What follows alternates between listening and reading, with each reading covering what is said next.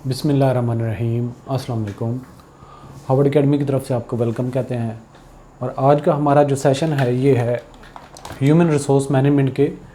हमने स्कोप पे बात करनी है। स्कोप का मतलब ये है कि इसकी एप्लीकेशन कहाँ कहाँ पे होती है और इसको हमने एक ऑर्गेनाइजेशन को सक्सेसफुली रन करने के लिए कौन कौन से मामलात हैं जिनको लुक आफ्टर करना ह्यूमन रिसोर्स मैनेजमेंट डिपार्टमेंट का काम होता है या ह्यूमन रिसोर्स मैनेजमेंट के फंक्शंस में वो काम आते हैं।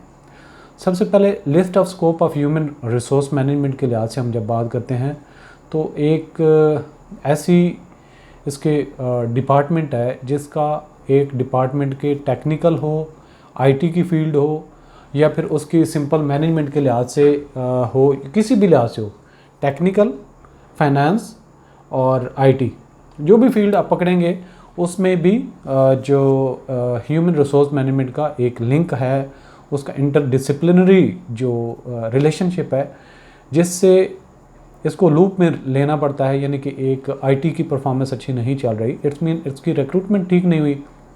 अगर उनकी परफॉर्मेंस अच्छी नहीं चल रही इट्स मीन उनकी ओरिएंटेशन ठीक नहीं चल रही।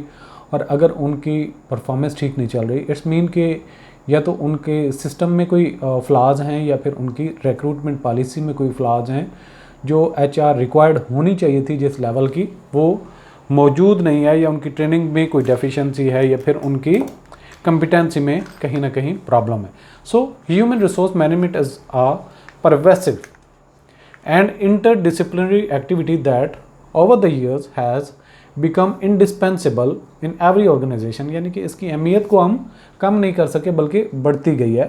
Let us find out how human resource management's scope is so vast and why it plays such an important role in the company। ये चीज़ समझना ज़रूरी है कि एचआर की इतनी डिपार्टमेंट में अहमियत किस वजह से है और किस लिहाज से हम उसको कंक्लूड कर सकते हैं या फिर उसको समझ सकते हैं।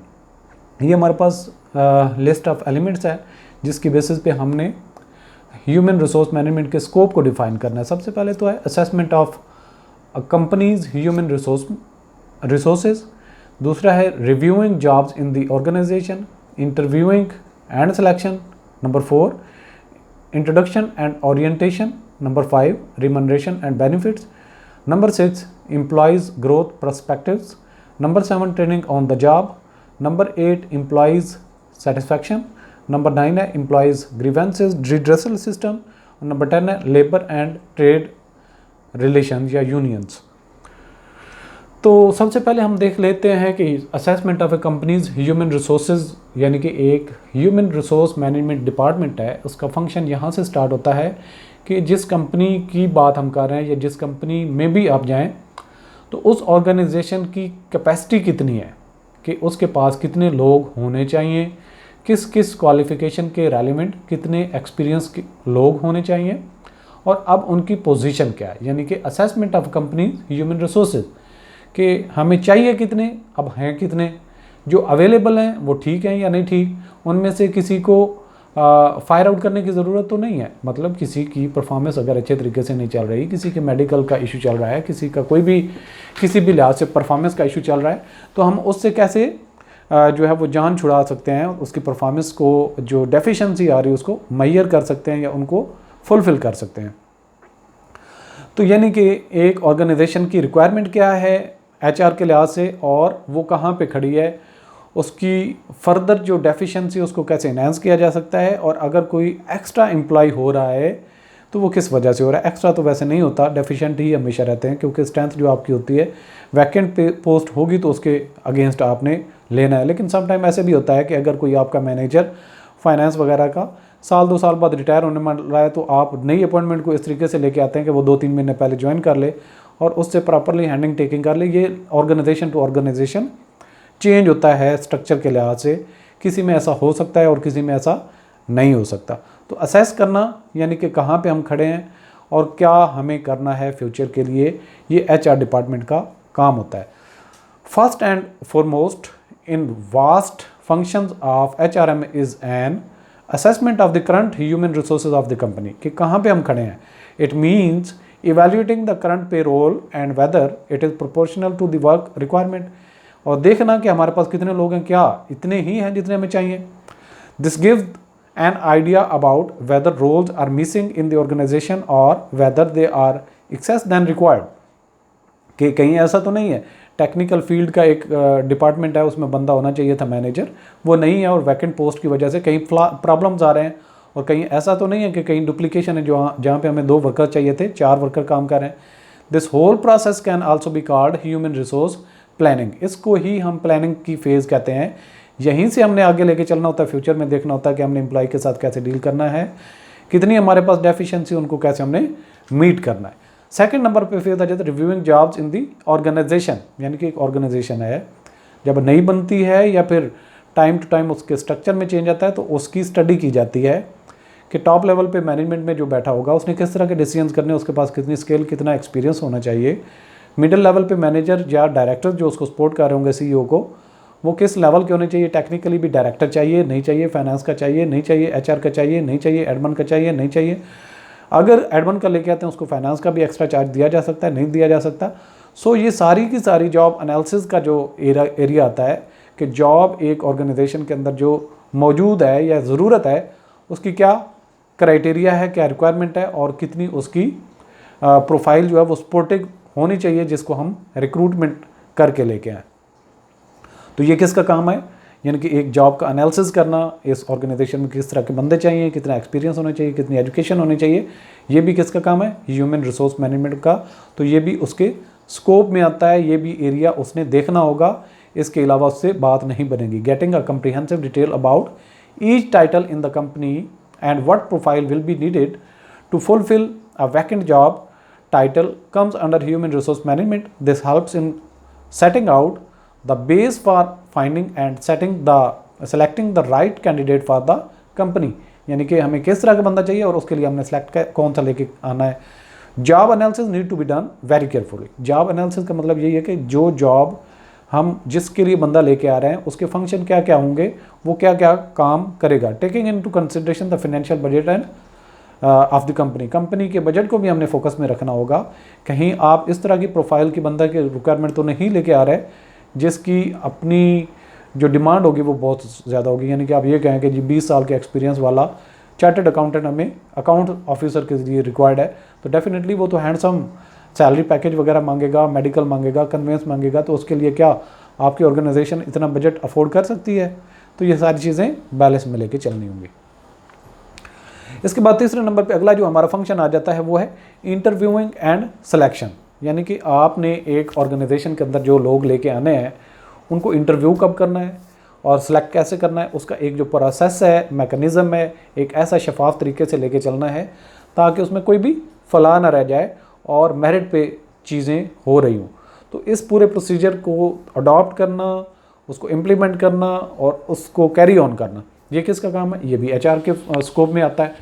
The next step in HR scope is the selection of the right candidate. Selection of right candidate का मतलब है कि ठीक ठाक आपके पास लोग अप्लाई किए हुए हों जिनमें से आपने अच्छा सा कैंडिडेट जो आपके ऑर्गेनाइजेशन के लिए ज़्यादा सूटेबल है उसको सिलेक्ट करना है, तब हम कह सकते हैं राइट कैंडिडेट।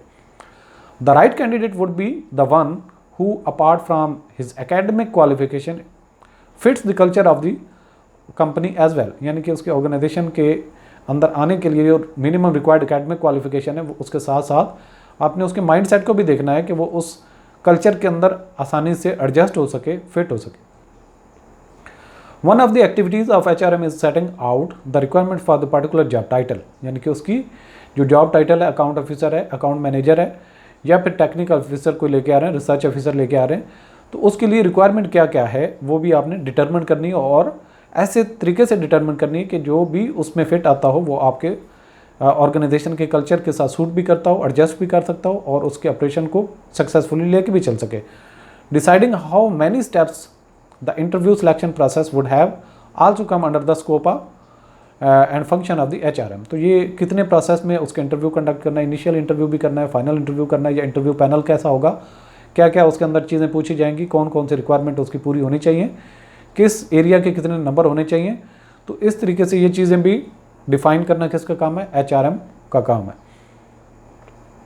इसके बाद एक कैंडिडेट को आपने फाइनली सिलेक्ट कर लिया, तो अब उसने ऑर्गेनाइजेशन के अंदर आना है, उसको आपने लोगों से इंट्रोड्यूस करवाना है और उसकी ओरिएंटेशन करवानी है कि जी ये डिपार्टमेंट है, इसके ये फंक्शन है, इसके ये फंक्शन है, इतनी मैनेजमेंट है, इस तरीके से ये सारा सिस्टम चल रहा है, उसको इंट्रोड्यूस करवाना है। ये सारे का सारा मामला होता है। ये भी एचआर ने प्लान करना होता है कि पहले 2-3 दिन कितने उसको हमने जॉब ओरिएंटेशन करवानी है।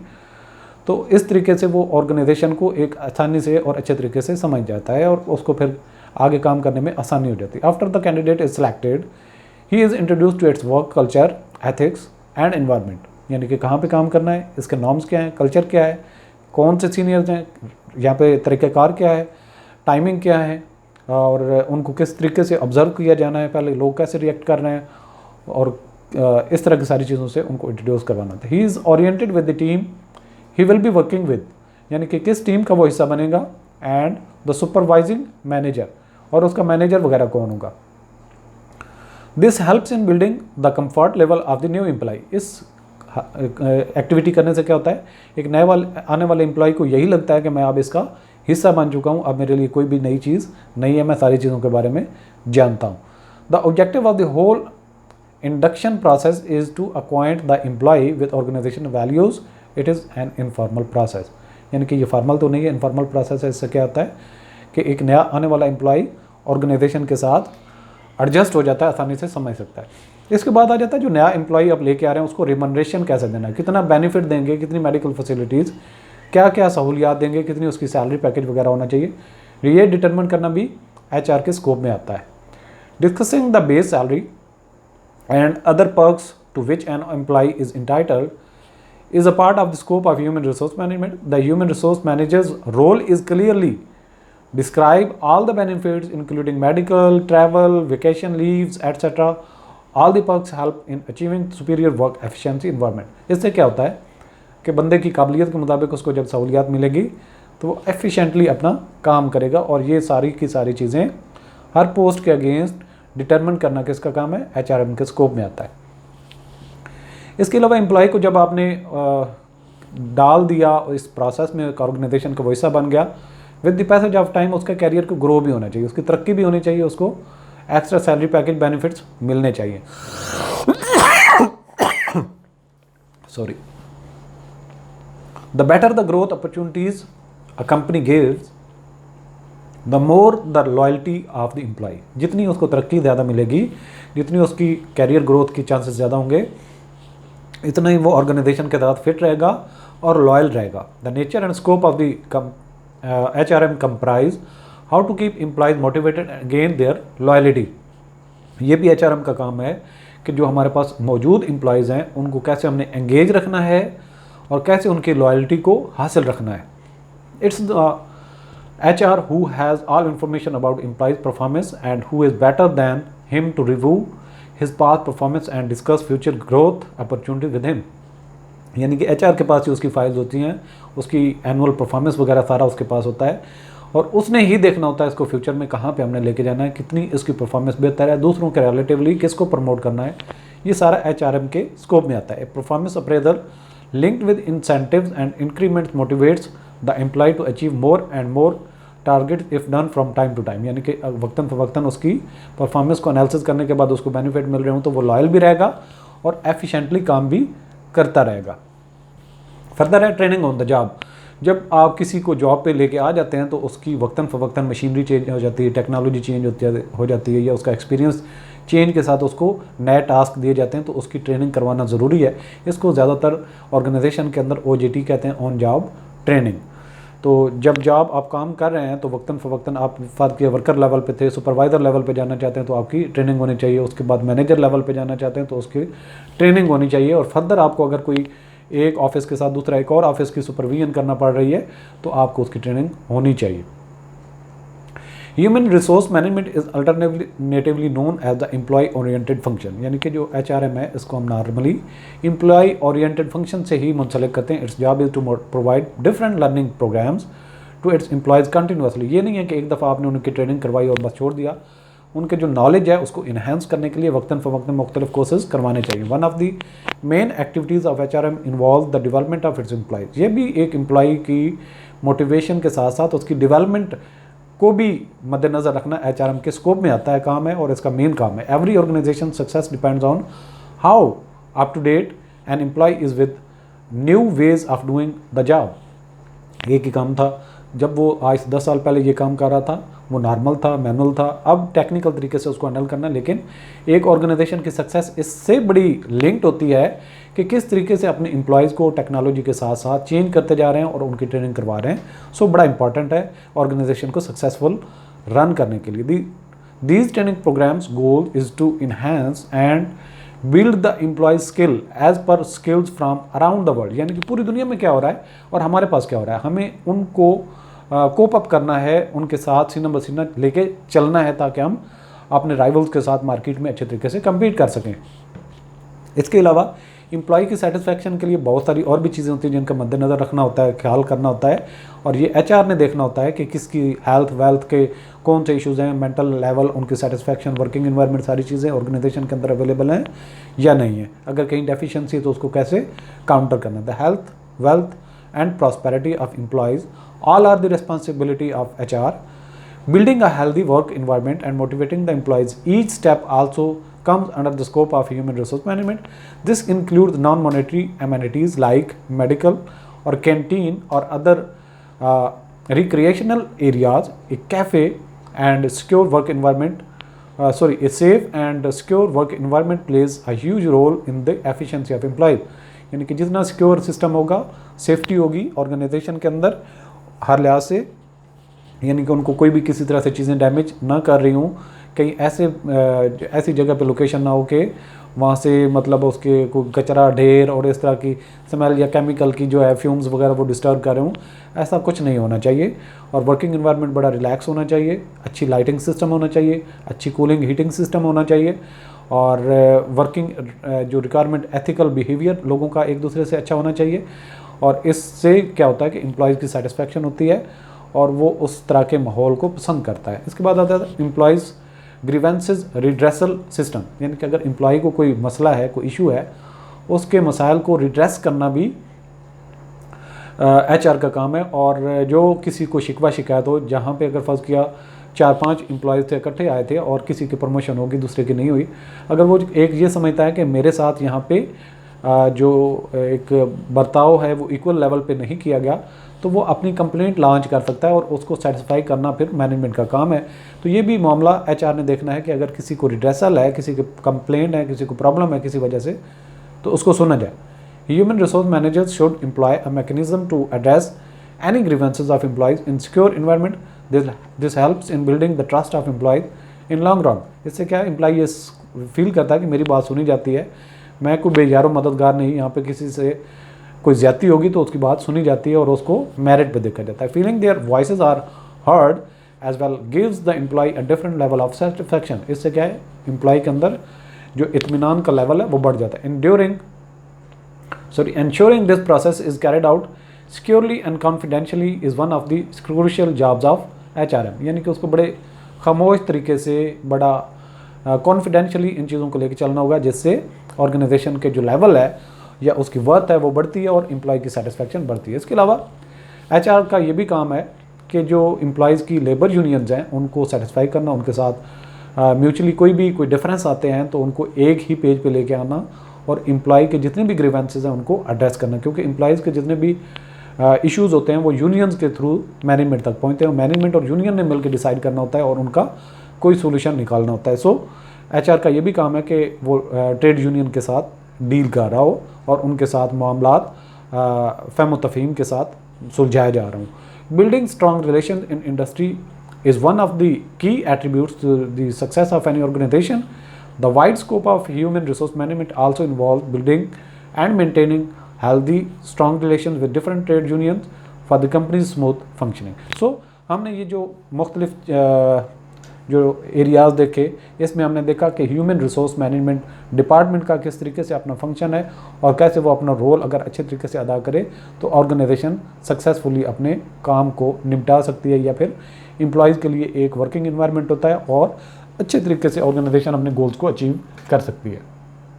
तो ये कंक्लूजन के लिहाज से आप देखें तो ये हर की एरिया जो है ह्यूमन रिसोर्स मैनेजमेंट का वो इम्पॉर्टेंट एरिया, किसी भी एरिया को मिसिंग करने से ऑर्गेनाइजेशन की परफॉर्मेंस पे डेफिनेटली इम्पैक्ट आता है। और अगर इन सारी चीज़ों को HR जो है वो एक एफिशिएंट वे से लेके चले तो ऑर्गेनाइजेशन डेफिनेटली अपने टारगेट्स को अचीव करती है। तो आज का सेशन यहाँ पे कंक्लूड करते हैं। अल्लाह हाफ़िज़।